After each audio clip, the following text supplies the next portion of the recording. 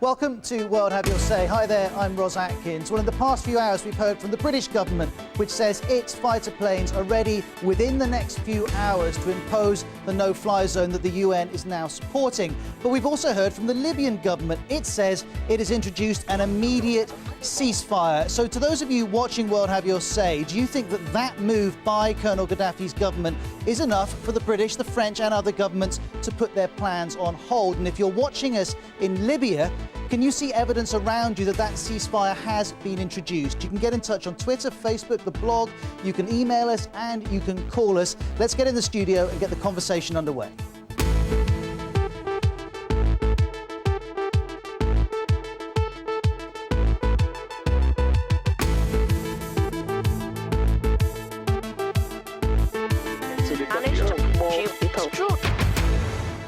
We're also aware that many of you remain incredibly concerned about the situations in Japan, Bahrain, Yemen and Ivory Coast. And if you are directly affected by any of these events, you too are welcome to take part. But now it's a good idea for us to begin by getting right up to date on these stories and the situation in Libya before we go on to discuss them. So the Libyan government has announced an immediate halt to its military offensive against opponents of Colonel Gaddafi. The country's foreign minister has been speaking.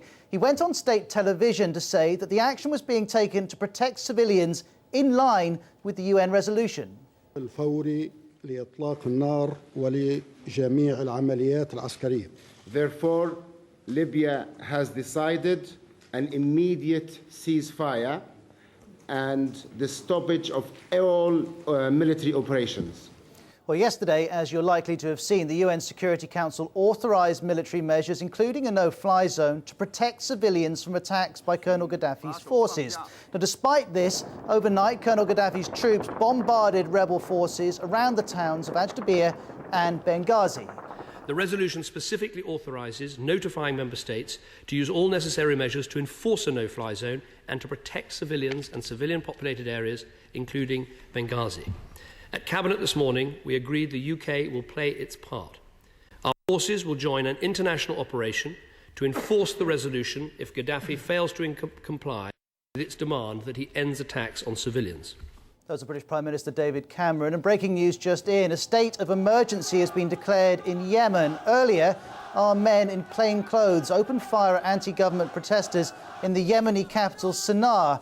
At least 39 people are known to have died, with another 140 injured. And as they have been for weeks, the protesters are demanding the resignation of President Ali Abdullah Saleh, who's been in power for more than 30 years. And we're now a week on from the earthquake and tsunami that struck Japan, and the country's atomic safety agency has raised the accident level at the Fukushima nuclear plant from 4 to 5. This is equal in severity to the partial core meltdown at the 3 Mile Island plant in the US in 1979.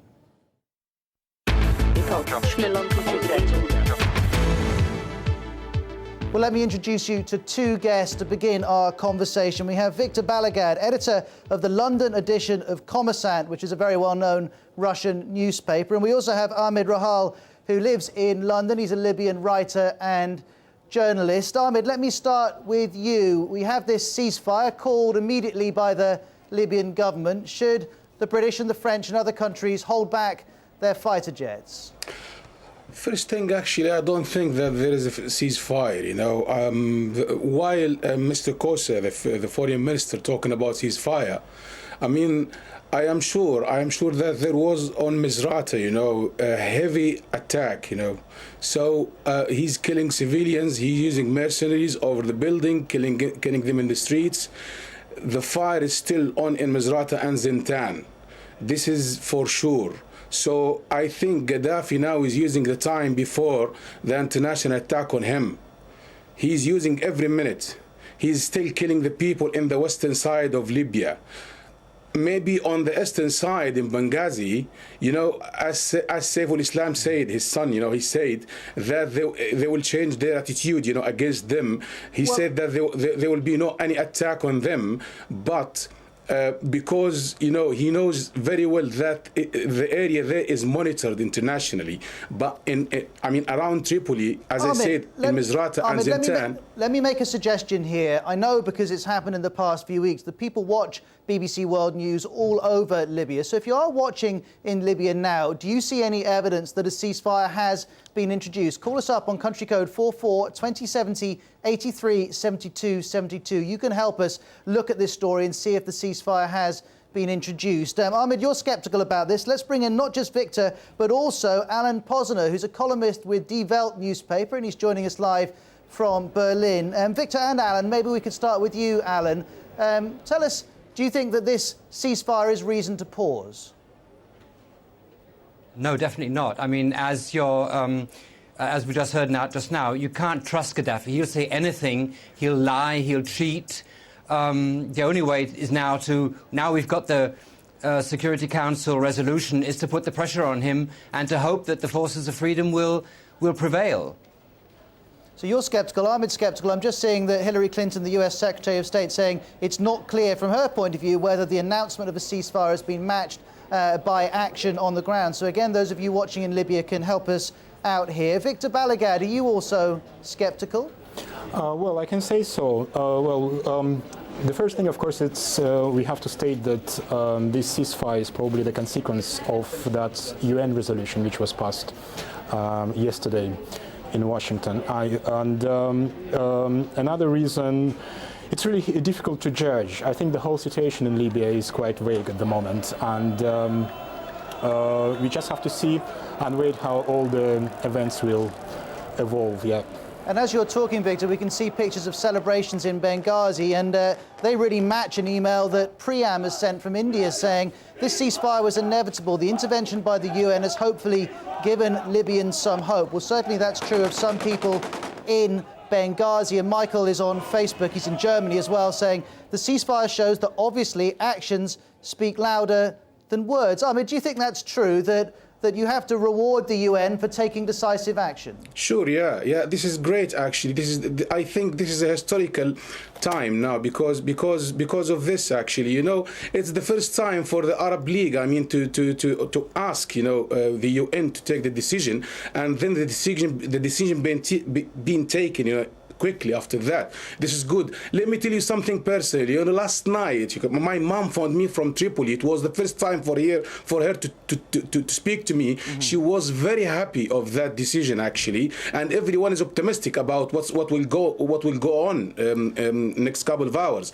The problem now, as I said, is that everyone is worried about what's going on in Misrata and in Zintan and even in Tripoli, because everyone is worried in Tripoli. Well, now in Tripoli, actually... Let me just jump in here, because we've got a lot of people wanting to respond to the points you're making. You mentioned Misrata. Now, Misrata's Libya's third biggest city, and we've had reports of intense bombardments taking place there over the past few hours. Misrata's about 200 kilometres east of Tripoli, and Ahmed was saying his mother calls Tripoli home. Well, so does Sami, who joins us on the phone from there now. Sami, what's your reaction to this ceasefire that's been announced by your government? We had never heard that civilians, the Libyan armed forces, have been fighting the rebels that have arms in their hands and that are causing chaos and looting cities and trying to damage the oil refineries. The Libyan armed forces never attacked civilians, never. Well, never would. Sami, lots of people would dispute that, but let's leave that to one side. Do you want Colonel Gaddafi's troops to continue attacking the rebels? Well, if the rebels are going to try to make their holy war and invade Libya, why not? We want them to support peace and safe and security. Thank you very much. And we can see further pictures of celebrations in Benghazi last night. That's very interesting. Sami in Tripoli saying we only ever attacked armed rebels and we're quite justified in doing so. Alan, I could see you giving us a wry smile when Sami was saying those things. Well, yes, I mean, there's bound to be people in Libya who are going to toe the party line. But the fact is that the so-called rebels to be fair, only... one moment, it's not just the party line, it's their line. We've received calls from many Libyans who support Colonel Gaddafi, not because they're forced to, but because they want to. Well, obviously, in any dictatorship, there is a certain amount of people who've benefited from the dictatorship and who therefore don't want to see it go and who believe or swallow or parrot the line that's given out by the leadership. But it remains the fact that the people who rose up against Gaddafi didn't take arms until he took up arms against them. In the first days of the revolution, it was peaceful as all the rest of the Arab uprising has been. And so it's a bit rich now to come and say, well, we're attacking people who took up arms against us. But, of course, I mean, no revolution is 99% against 1%. It's always an element of civil war there. Let me bring in a couple of updates here. We understand that Libya's state television channel has made no mention of this ceasefire in its 1400 GMT news bulletin. This despite the fact the announcement was made by the foreign minister an hour and 20 minutes before that news bulletin. And I can see that the AFP Newswire has Angela Merkel quoted as saying the ceasefire is encouraging. Victor, would you agree with that?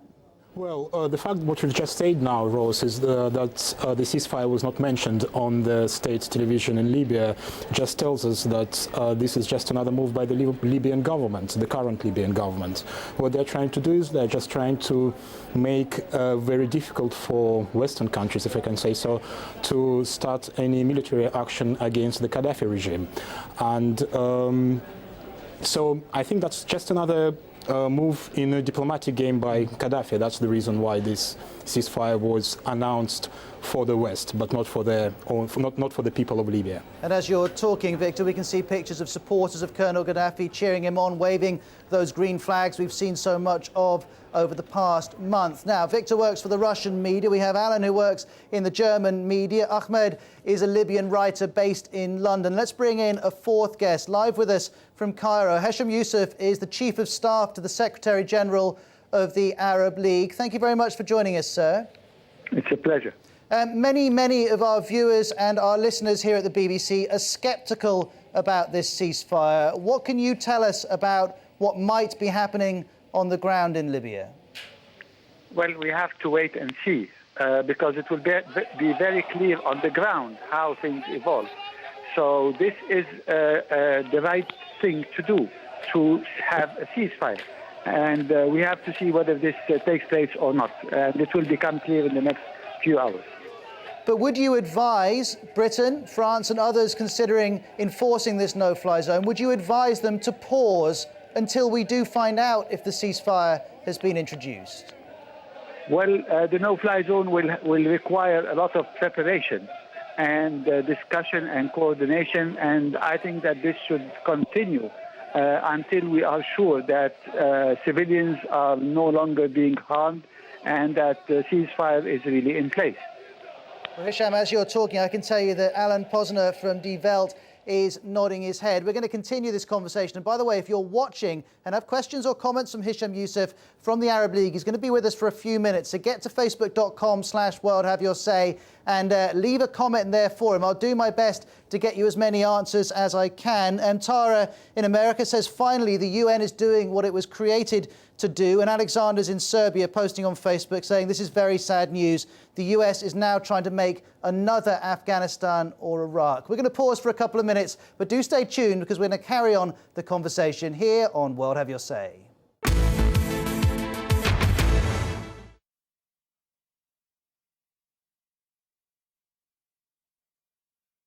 The BBC's World Have Your Say is a place where people come together to talk about the issues, events and experiences that matter most to them. It's live on BBC Radio, online, and now every Friday it's here on BBC World News.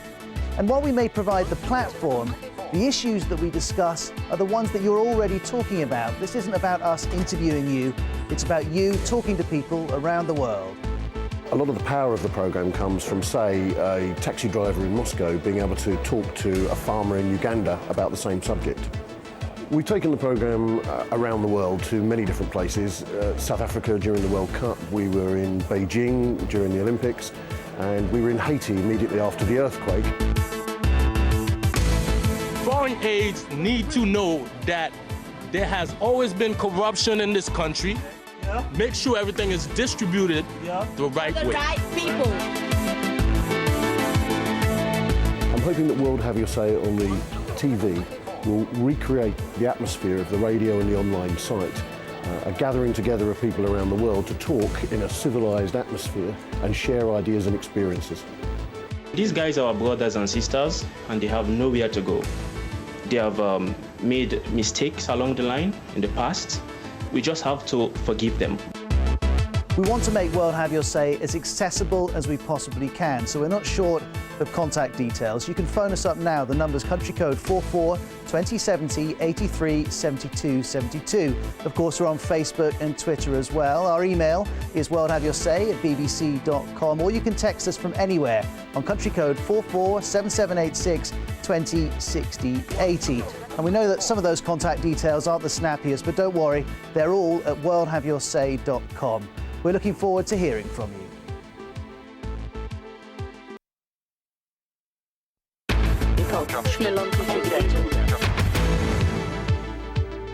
Welcome back to World Have Your Say. A few hours ago, the British Prime Minister David Cameron stood up in the House of Commons and said within hours, British fighter jets would be ready to take part in an operation enforcing the no-fly zone, which the UN signed up to yesterday in New York. Just after that, we then heard from the foreign minister in Libya, who said there's an immediate ceasefire being called there, although we're still trying to verify whether that's actually being put into place. Now, we said goodbye for the moment to Ahmed, a Libyan in London, and to Victor, a Russian journalist in London. They're going to be back with us a little bit later on. But joining Alan Posner from Die Welt is Robert Hunter, a former US ambassador to NATO, who now is based at the RAND correspondent, and also the BBC security correspondent, Frank Gardner, who was our Middle East correspondent for some time. Let me read you a couple of messages here. Ansu on Facebook says, the move by the UN is welcomed by many Africans like me. Gaddafi is not the type of leader we want for this generation. And Eunice in Australia texted to say, the ceasefire is very tricky. It's a clever idea for Gaddafi. It'll put the international community on the back foot. Frank, do you think that's fair? Well, I think the most important thing at the moment about this ceasefire is that it saves the city of Benghazi and its residents from a bloodbath. If you remember that less than 24 hours ago, the Libyan leader, Colonel Muammar Gaddafi, was warning that those rebels who didn't lay down their arms, these were his words, there would be no mercy shown to them. I don't think that Gaddafi's forces were particularly looking forward to taking on Benghazi, which has always been a centre of opposition to central government rule in Tripoli. And this was going to be a bloodbath where those opponents were going to make Gaddafi's forces fight street by street, hand to hand, and it would have been very bloody with a terrible toll. So that at least is spared for now. But we are left with a very, very difficult situation where you've still got essentially two countries, one country geographically, but you've got areas that are under Gaddafi regime control and areas that are not. And the world, having most of the world condemned Colonel Gaddafi and his regime, is now finding that he's still there. Don't forget that when Saddam's forces were routed in early 1991 and the southern Shiites rose up in March 91 and the world sat back and didn't do anything, Saddam stayed in power for 12 more years.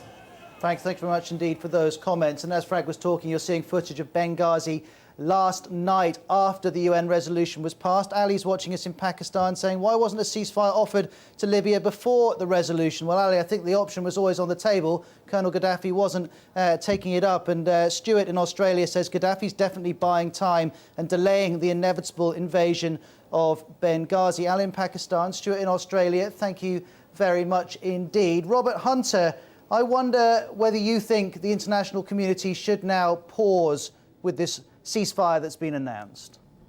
Well, it's been announced, but Gaddafi can give the order to his people and it could stop in half an hour at most. I think it's important to watch whether it actually happened, and if it hasn't, then I think there needs to be some demonstration of firepower, which could have been organized a long time ago. It could have happened last night. I suspect that whoever is thinking about bombing now to attacking Libyan planes is waiting to see whether Gaddafi is really serious. Well, if he continues to press and buy a little time there, more people are going to die. He's going to consolidate his position, and he will have demonstrated, again, as he has for 2 weeks, that he can really get away with what he wants to get away with. And we still have with us Hisham Yusuf, Chief of Staff to the Secretary General of the Arab League. Sir, Is the Arab League in support of France, Britain and others carrying out airstrikes immediately? Hesham, can you hear me?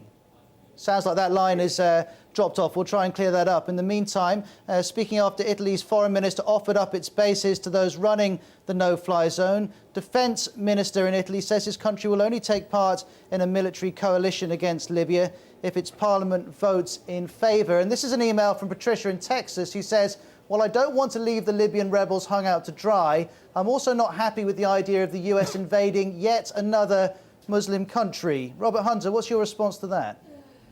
Well, we have a request from the Arab League to stop the fighting, that is a no-fly zone, from the Gulf Cooperation Council, from the Organization of the Islamic Conference. We have a condemnation by the United Nations, and the United States is not taking the lead. If there were ever an occasion where the Europeans need to step up and actually do something on their borders, leaving aside the 2 years in which they delayed over Bosnia, this is the moment. In fact, it's only about a 20-minute flight from French bases to where the aircraft are, and either there's a ceasefire or there isn't.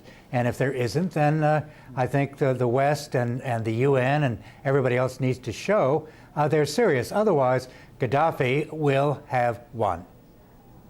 Frank Gardner, you wanted to come in. Yeah, I just wanted to clarify something, a point made in the previous email where they talked about invading. The UN resolution 1973 that was introduced, that was passed last night with no opposition, made it very clear that there was to be no ground invasion by anybody. Military action, all means possible to protect the civilian population of Libya, but no boots on the ground, no military invasion. And that, of course, is a result of, I'm sure, of the Iraq invasion of 2003 and all the horrors that followed that. I'm aware, thank you very much indeed, Frank. I'm aware that lots of you are phoning up. I can see calls coming in from Nigeria, Saudi Arabia, Australia, Iran, Mali, the UAE, Malaysia and Bahrain. Some of you will manage to get onto the air. Those of you who phone in, though, sometimes your comments will go up on the screen just next to me as well. So your contributions will get involved in the world, have your say discussion one way or the other. Now, the good news is I've cleared up that line to Hisham Youssef from the Arab League. And, sir, the question I was asking you, because many of our viewers want to hear your answer, does the Arab League support the enforcement of the no-fly zone immediately, regardless of whether this ceasefire has been introduced? Well, imposing a no-fly zone is something that we have supported in the Arab League. The foreign ministers came up with a position and a decision that requested the United Nations to impose a no-fly zone. But this should not necessarily mean or imply that a preemptive strike is necessary. I think it is important to clarify that. But it is, at the same time, we have to see how civilians can be protected in this sad episode. Robert Hunter, do you want to pick up on those points? Well, I think if there's a ceasefire, there's a ceasefire, and there's no need for a no-fly zone. But if Gaddafi is merely playing for time and will continue to use his aircraft and to kill civilians, which relates directly to the UN resolution, then I believe it's important to demonstrate that that he can't get away with a bluff. And if the powers that are going to use force haven't been ready, I wonder what they've been doing for the last week. Well, if you're watching near the beginning of the programme, you'll have heard me talking about Misrata. This is the third biggest city in Libya. We have had reports of heavy fighting there. Let's speak to Sadoun El Misrati, a spokesperson for the Rebels National Committee. Thank you very much for joining us. What can you tell us about the situation in your city? Well, the confrontations today with the pro-Gaddafi militia groups have ended with 26 dead of the people of Misrata, 83 severely injured, and 20 houses brought to rebels. And have you seen any evidence that a ceasefire is being implemented? Soon after the announcement of a ceasefire by the Libyan so-called government side, an hour or so later, movement of the city continued by tanks and heavy armory. And for those who think that Gaddafi is actually meaning a ceasefire throughout this step, The word to say here is Gaddafi never kept his word in previous times about targeting civilians and the use of Sadoun, I'm just going to jump in because the line is not as good as we might hope, and I want to make sure people watching can hear what you're saying. You say that 26 people have been killed, 83 injured, 20 houses have been destroyed, and you say to everyone watching, don't trust Colonel Gaddafi. An hour after that ceasefire announcement, there was still heavy fighting going on. Your reaction to that, Frank Gardner, as you listen to Sadoun El-Misrati? Well, I hesitate to sort of echo what one of our own politicians has said, but Prime Minister David Cameron here in Britain did say, let's judge Colonel Gaddafi's regime on its actions rather than on its words. And I think there's a good deal of cynicism here in the UK and probably in the Arab world as well, that what the words coming out of Trablus, out of Tripoli, may not necessarily be matched by action on the ground. Things have been quite carefully timed. As, you know, within hours... Frank, I've got to jump in here. Go ahead. Thank you very much for being with us. Thanks to all of our other guests. I'll speak to you soon.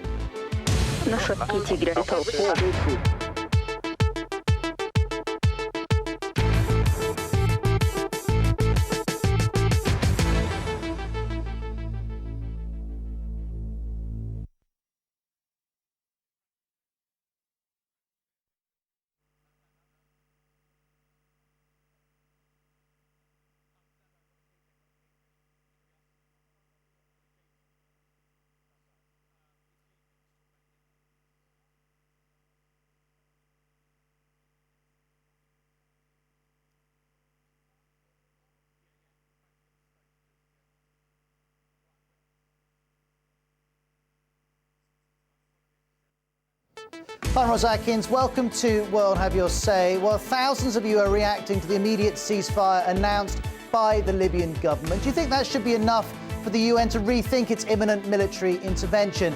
And is this clear evidence that international pressure works? Well, if you're in Libya, you're welcome to call the numbers on the screen throughout.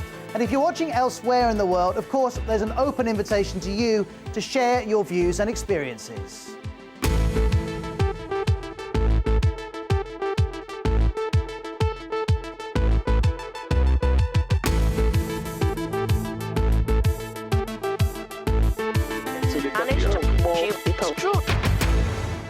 We're also aware that many of you remain incredibly concerned about the situations in Japan, Bahrain, Yemen and Ivory Coast. And if you are directly affected by any of these events, you too are very welcome to take part. But it's probably a good idea for us to begin by getting right up to date on all of these stories and the situation in Libya before we go on to discuss them. So the Libyan government has announced an immediate halt to its military offensive against opponents of Colonel Gaddafi. The country's foreign minister's been speaking. He went on to state television to say that the action was being taken to protect civilians in line with the UN resolution. الفوري لإطلاق النار ولجميع العمليات العسكرية. Therefore, Libya has decided an immediate ceasefire and the stoppage of all military operations. Well, yesterday, as you're likely to have seen, the UN Security Council authorised military measures, including a no-fly zone, to protect civilians from attacks by Colonel Gaddafi's forces. Despite this, though, overnight, Colonel Gaddafi's troops bombarded rebel forces around the towns of Ajdabir and Benghazi. The resolution specifically authorises notifying member states to use all necessary measures to enforce a no-fly zone and to protect civilians and civilian-populated areas, including Benghazi. At Cabinet this morning, we agreed the UK will play its part. Our forces will join an international operation to enforce the resolution if Gaddafi fails to comply with its demand that he ends attacks on civilians. In the past hour or so, a state of emergency has been declared in Yemen. Earlier, armed men in plain clothes opened fire at anti-government demonstrators in the Yemeni capital, Sana'a. At least 39 people are known to have died, with another 140 injured. And as they have been for weeks, the protesters are demanding the resignation of President Ali Abdullah Saleh, who's been in power for more than 30 years. We're now a week on from the earthquake and tsunami that struck Japan, and the country's Atomic Safety Agency has raised the accident level at the Fukushima nuclear plant from 4 to 5. This is equal to the severity of the partial core meltdown at 3 Mile Island plant in the US in 1979. Thank you very much indeed for joining us here live on BBC World News. If you're online, head to facebook.com/worldhaveyoursay. Click the like button and you can get involved straight away. There are also contact details for Twitter, phone calls, text messages, and the blog. You'll find those scrolling along the page, scrolling along the screen as we talk. And joining us now is Frank Gardner, the BBC security correspondent, a former Middle East correspondent here at the BBC as well. Frank, it's a difficult thing for us to balance here. There are so many major stories which all deserve space here on BBC World News. And lots of people on Twitter are saying, talk about what's happening in Yemen. What's the latest you have and what's your take on what's happening? Well, the news from Yemen is very, very bad indeed. The latest report that I have seen talks about 41 people killed, nearly all of them protesters, probably all of them protesters, killed by fire directed at them by plainclothes gunmen who is assumed to be snipers of some sort. These are protesters in the capital city of Sana'a who are protesting against the rule of President Ali Abdullah Saleh, who's been in charge there for 32 years. Dozens, scores wounded. One report talked of nearly 200 people wounded. I mean, really pretty much an atrocity that's been committed there. And this comes after the president some time ago had passed a law, or issued a decree rather, that was supposed to protect protesters from any kind of harassment by the security forces. Well, quite the opposite has happened. We've seen extreme violence there. There have been protests in other Yemeni cities as well, in Taiz, in Aden, and Omran. To be fair, the president has his supporters too, mostly those who are actually in the pay of the government. Very quickly, Frank, just before we return our attentions to Libya, lots of our viewers, Don in Nigeria is one who springs to mind, say, hold on, the UN passes a resolution about what's happening in Libya, but when you look at what's happening in Bahrain, what's happened in Abidjan today, what's happened in Yemen, they don't see any resolutions. How can you explain that to us in diplomatic terms? Well, I think it's a question that needs to probably be put to the UN rather than to a BBC journalist, but it's certainly a very good question. There'd be no point, for example, having a no-fly zone in Yemen, because you haven't got two opposing military forces that are fighting with a battlefront that moves westwards and eastwards, backwards and forwards. The UN resolution passed last night has the opportunity to make quite a material difference in Libya, but it needs a different form of action in Yemen. And of course, what people are saying on Twitter, the opponents of President Saleh are saying what we need is a no-Saleh zone, slightly tongue-in-cheek. In Bahrain, of course, you've also got a very complicated situation where you've got a crackdown that's been described as brutal on protesters, and something pretty suspicious has gone on at the Salmania hospital there. But again, a no-fly zone would be irrelevant. But there has been muted condemnation by the Western world, who, of course, consider Bahrain to be an ally. Thank you very much indeed, Frank. We appreciate you coming on World Have Your Say. Johnny's watching us in Norway. He's texted, the ceasefire is refreshing, but the UN must not openly back rebels against a state. And Mohsin's tuned in Islamabad. He's emailed worldhaveyourSay@bbc.com, saying the only pledge the world wants to hear from Gaddafi is that he'll leave office and face genocide charges. And a couple of updates on the story. Al Jazeera is reporting several loud explosions have been heard outside the Libyan capital, Tripoli. We'll try and find out more on that. And Tunisia has said that any international military intervention in Libya will not include the Tunisian military. OK, well, let me introduce you to a couple more guests joining us. Alan Posner is a columnist for Die Welt newspaper in Berlin. And we're also joined by Robert Hunter, a former US ambassador to NATO, who's now based at the RAND Corporation. Let me start with you, Robert Hunter. Do you see any hypocrisy in the UN acting on Libya but not on Ivory Coast, Bahrain and Yemen? Well, of course. You choose what you're going to do. We had that back in the 90s where NATO was finally able and allowed to take action in Bosnia and Kosovo, but not in Rwanda, not in Somalia, beyond the tragedy that happened earlier, the chastening tragedy, and not against Mugabe in Zimbabwe. It's things that are closer to home is where people are prepared to act. Now, the real one that you put on your list that is a problem is in Bahrain, where the stifling of protests there, the reinforcement of the supremacy of the minority Sunnis over the majority Shia, including the intervention of Saudi troops, is something that is going to be of grave moment in the future. But right now, we got to get the Libyan business done effectively. And I'm afraid that Gaddafi is trying to show, and so far succeeding, that he really does have the upper hand. He's trying to show that this was all bluff on your part, or at the very least, to get a better position in the bargaining table by showing I can do whatever I want no matter what you say. Robert, thanks for those comments. I was watching the BBC's Alan Little live from Tripoli a few hours ago. He talked about how Colonel Gaddafi seeks to encourage the colonial narrative. Well, Colonel Gaddafi is not the only person with that opinion. Udgirl has tweeted BBC_WHYS to say, if the US leads, this will be a third world war as imperial forces attack Libya. Victor's tuned in Goa. Hi, Victor. Thanks for your text message. You say whether no-fly or ceasefire, the goal should be to save lives and to impose democracy. That's a strong word, impose. I wonder if those of you watching agree with that idea. And Morshid's watching in Mauritius saying, why doesn't the UN do something for those in Ivory Coast? And that's an issue, of course, you've just heard Frank Gardner reflecting upon. Let's bring in Alan Posner from Die Welt here. Alan, any number of issues swirling around today. Which one would you like to pick up on? I'd like to pick up on the question of sort of concentrating on Libya, because I think obviously there's a case to be made that it's hypocritical, but I think it's also important to say if you start something, then finish it.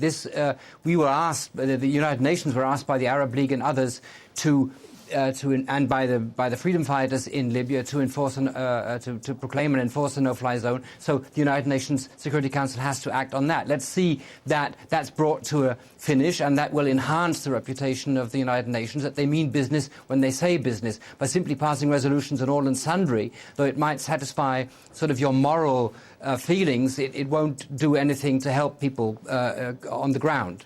Alan, you're in Berlin. Robert's in Washington, D.C. I can see text messages coming in from Canada, Cameroon, Zambia and Saudi Arabia, and calls from Bangladesh, the Philippines, Germany and Somalia. If we don't manage to get all of you on air, do remember there's World Have Your Say Extra at 19:30 GMT today on BBC World News. And we'll also take some of the comments you're phoning in and put them up on the screen as the conversation flows along. Let's shift now to the Netherlands. Hatem is joining us from The Hague. Hatem, what's your view of this ceasefire? Should the international community pause to see if it actually happens? Let me first remind you and all the viewers that the Libyan people took to the streets on the 17th of February not to ask for a ceasefire. They asked for a no Gaddafi zone, basically. So we want Gaddafi to leave. And definitely a no-fly zone and a ceasefire is welcome. It's a very good first step to announce it. To put it on the ground is another thing. But also there are a lot of people who disappeared, were kidnapped by Gaddafi forces. Those have to be freed. Mm-hmm. The bodies of those who were killed and the bodies were taken away, they also have to give the bodies back to their families. All of these things have to be put in place so that we can say that the Libyan government now is fulfilling its duty of care. Otherwise, the imposing the no-fly zone and fighting against the Gaddafi forces is still important. But I suppose the question here, Hatem, and really for all of you watching, is many of you who watch World Have Your Say and listen to us as well on BBC Radio agree with what Hatem is saying and the things that he's demanding. The question is, do you pause to see if Colonel Gaddafi delivers those demands over the next few days, or do you head on and impose that no-fly zone regardless of any ceasefire that's called? You can phone up, text us, get in touch on the blog, Facebook and Twitter. All the details on the screen throughout the programme. We're live here on BBC World News. And I was mentioning to those of you in Libya, you're always welcome to call us, in particular while we're talking about this. Let's bring in Simon, who's called us from Tripoli. Hi, Simon. What would you like to say?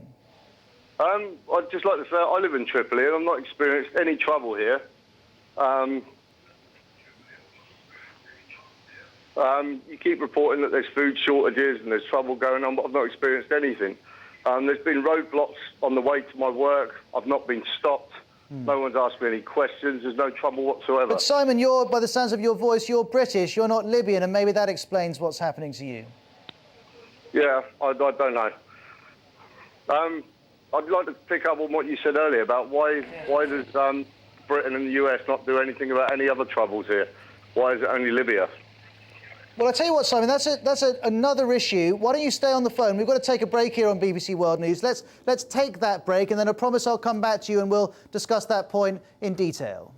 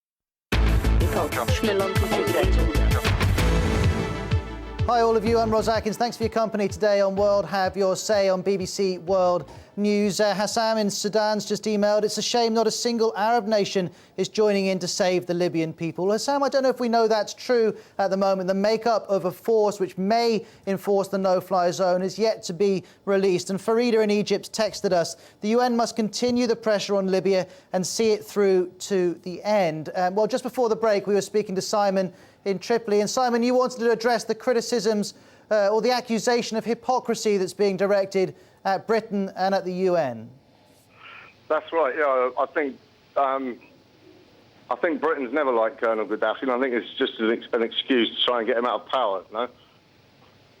Okay, so you're saying actually this is specific to Libya. The reasons they want to get rid of Colonel Gaddafi don't apply in Bahrain or Yemen or any of the other countries where there are difficulties at the moment, Ivory Coast as well. Simon, thank you for calling us from Tripoli. Now we're going to bring in someone who doesn't want to give us their name, an anonymous caller from Tripoli. Welcome to BBC World News. What would you like to say?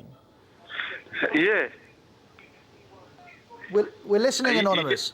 You hear me now? We can hear you very well. Please carry on. Okay, I'm speaking from Libya. Okay. And tell us your story. You see, why now Gaddafi is want to operate on ceasefire when he just heard that the UN has drafted a resolution. Now he's saying they want to hold on, they want to say no ceasefire. And right back there in Zawiya, things is happening on the ground. Right here in Tripoli, as well, things is happening. I have been barraged in the street by his security force. They took my phone from me. They search if I have called BBC. I check if I have called Al Jazeera or CNN. And I have a whoop on my face. So, Anonymous, let me ask you two questions. You say you've been attacked or treated badly by Colonel Gaddafi's forces. Did that happen today? And where in West Africa are you from? That I cannot disclose where I came from in West Africa, because when I disclose that on screen now, that's going to be used against my people. Okay, let me ask you then, when did this attack happen? Was it today or was it... This attack happened yesterday. It happens yesterday, and it happens the day before yesterday. It happened before yesterday, and it happened yesterday. And I appreciate you phoning up, and you're not the first West African to call World Have Your Say to say you've been harassed in Tripoli and elsewhere. We had calls from Benghazi a couple of weeks ago. Thank you very much for getting in touch. You say there was trouble yesterday. We don't know if there's still been trouble in Tripoli since the ceasefire was announced. OK, let's quickly turn to Hatem, Alan and Victor. Quick thoughts from all three of you. Hatem, what should happen? What should the UN do in the next 24 hours? The UN and the Libyans have to press on until we see Gaddafi out, until we Libyans can say finally that we are free at last, free at last. Thank God the Almighty, we are free at last. OK, so regardless of what the government says, you say the UN should act now, particularly on that resolution about the no-fly zone. Alan from Die Welt, what about you? Don't think we've got Alan, in which case let's bring in Victor, who works for Kommersant, a Russian newspaper. Victor, what's your view? Yeah, just a little point is that Kommersant, I work for the London version of Kommersant. My view about the whole situation is that obviously we have to give peace a chance, and if Gaddafi is serious about this ceasefire, he has to have a chance and implement it in reality. But at the same time, I don't think, as somebody mentioned before, Gaddafi is the person who should be trusted. So at the same time, Western powers should plan the way how they can pressurize on Gaddafi and make sure that there is no blood